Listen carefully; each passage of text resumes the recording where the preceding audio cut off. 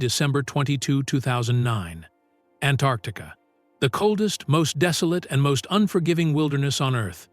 A Basler BT-67 aircraft lifted off from Union Glacier Camp carrying 32 tourists, 2 seasoned pilots, and 2 guides, 36 souls in total. Their eyes held a single dream: to witness the breathtaking beauty of Antarctica's frozen skies. At the controls was Captain James Reed, a former military pilot with over 2 decades of experience flying these icy heavens. The midday sun blazed overhead. Antarctica's summer means 24 hours of daylight casting a blinding white carpet of snow across the horizon.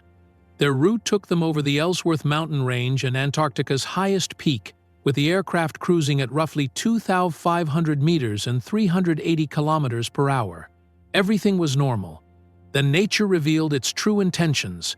92 minutes into the flight, at 3:32 p.m., the aircraft collided with an invisible enemy, Antarctica's notorious Katabatic storm.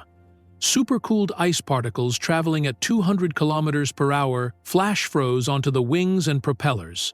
Worse, they blocked the pitot tubes, the sensors that measure airspeed. Readings in the cockpit went haywire. The autopilot failed. Captain Red seized manual control, but it was already too late. A violent gust hurled the aircraft downward like a toy, and at 3:38 p.m., it slammed into a ridge of the Heritage Range. A deafening explosion, then the silence of death. When Captain Red opened his eyes, blood was streaming down his face. The cockpit was destroyed. Somehow pulling himself free, he looked around at scattered wreckage. The plane had split in two. But fortune had offered one mercy.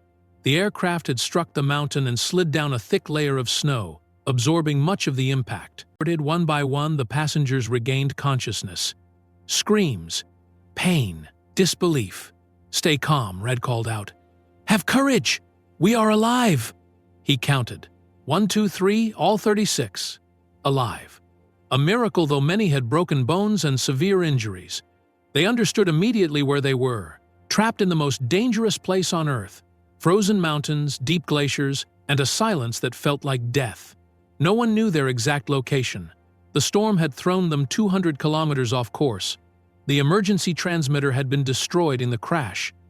In those first 24 hours, they dismantled the wreckage and built a makeshift shelter. They had food for 15 days and 36 mouths to feed. Captain Red made one thing clear: they had to escape while Antarctic summer's endless daylight lasted. The 6-month polar night ahead would swallow them whole. On the second day, he organized teams. Small groups scouted in every direction. Others hunted for food. The injured were tended to. A 25-year-old engineer spent hours attempting to repair the shattered radio, only to find ice had permanently destroyed its components. He did, however, manage to build a small heater from the plane's battery, a modest but vital victory. All scouting teams returned empty-handed. The hunters managed only one small fish. Days passed. 5 days in, patience collapsed. A group of 5 declared that sitting and waiting was suicide. They would walk out. Captain Red pleaded, warning them it was certain death without knowing where they were. They didn't listen. They took some food and walked away, making what would become the gravest mistake of their lives, heading toward a research station over 1,000 kilometers away. By day 10, food was nearly gone. Hunger drove them to boil the leather from aircraft seats and suck on ice just to fool their stomachs. On day 20, an elderly woman succumbed to hypothermia and pneumonia. They had no medicine. They watched her suffer and die the first death, which shook everyone to their core. Meanwhile, the rescue operation searched entirely the wrong area. After 20 days, they declared the mission over. An official statement reported that the aircraft had been buried under ice and all 36 passengers were dead. Their families began mourning while they were still breathing, still fighting. Day 25, food completely gone. Survival became savage. They fashioned crude weapons from plane debris and hunted alone or in pairs. A small fish here, a seal there, fights broke out over every morsel. Humanity was eroding. Then a 5-day Antarctic blizzard struck at 300 kilometers per hour. Their shelter exploded into the air. They dug into the snow with bare hands and huddled inside their holes, 2 or 3 people per pit, crying out from hunger, listening to each other's screams. Those 5 days were worse than any hell they'd imagined. There were moments when the thought of eating one another crossed starving minds.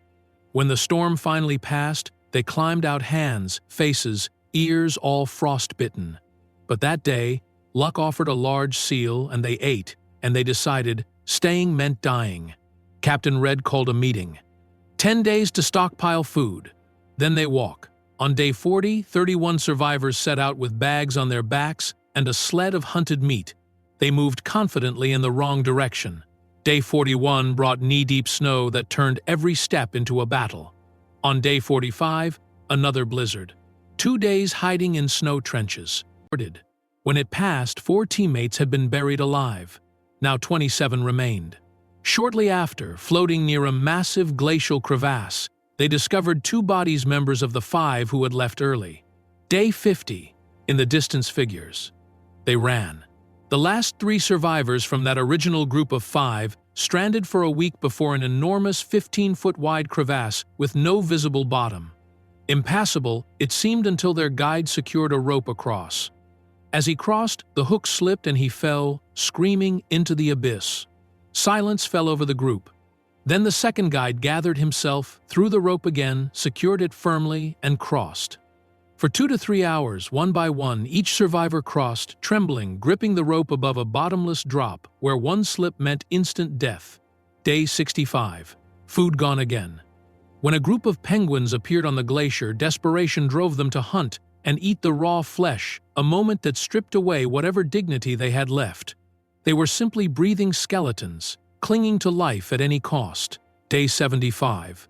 Howling Katabatic winds at 200 kilometers per hour fired ice shards like bullets against their skin. They took shelter in a snow cave and waited. Day 80. They had walked nearly 200 kilometers. They believed they were heading toward a research station 1,000 kilometers away, unaware that just 300 to 400 kilometers behind them, in the opposite direction, sat another station entirely. They had chosen wrong and now faced 800 more kilometers. The days blurred into months. Day 150. 6 months completed. The sun set for the last time and did not rise again. Antarctica's 6-month polar night had begun. Darkness devastated their mental state further. Day 170. Vitamin deficiency brought scurvy. Gums bled. Teeth loosened.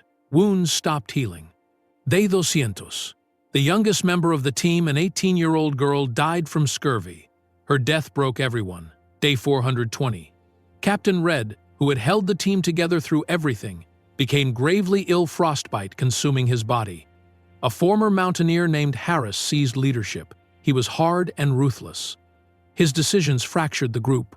Day 470. Following Harris' dangerous shortcut, they were caught in another storm. No deaths, but they lost their way completely. Day 500.